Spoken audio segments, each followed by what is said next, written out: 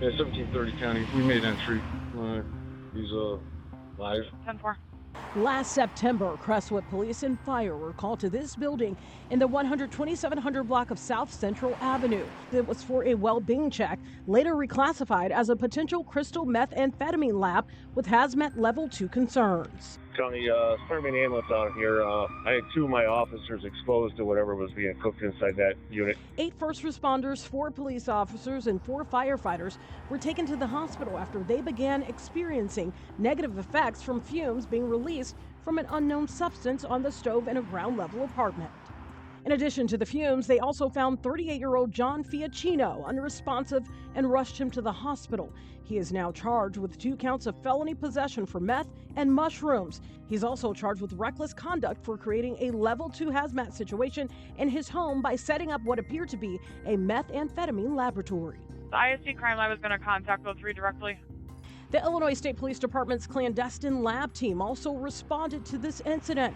They specialize in dismantling and disposing hidden drug labs. In the last 3 years, they have been called out at least 33 times. 28 of them were to get rid of a meth lab. We aren't seeing the large-scale production of methamphetamine like we saw in the early 2000s. We've seen more of a shift into these counterfeit pill labs. Todd Smith is the new special agent in charge for the DEA's Chicago Field Division. We see labs in different places. We see them in people's homes. We see them in garages. We see them in warehouses at varying scales. Smith and his agents know firsthand more and more of these pill labs are popping up across the U.S.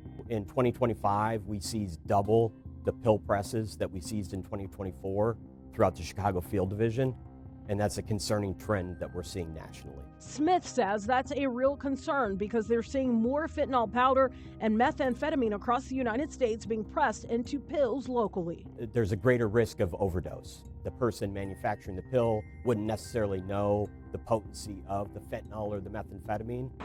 Last June, Chicago DEA agents arrested a 32-year-old Frankfort man for running a fentanyl lab out of his girlfriend's Oak Lawn apartment.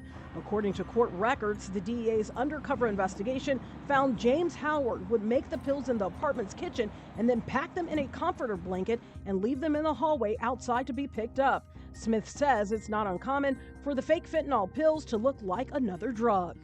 They've been doing it for years, distributing counterfeit oxycodone M30s that contained fentanyl and didn't contain oxycodone. And now you're seeing a shift in production to not only manufacturing clandestine counterfeit oxycodone pills, but also counterfeit Adderall pills that contain methamphetamine.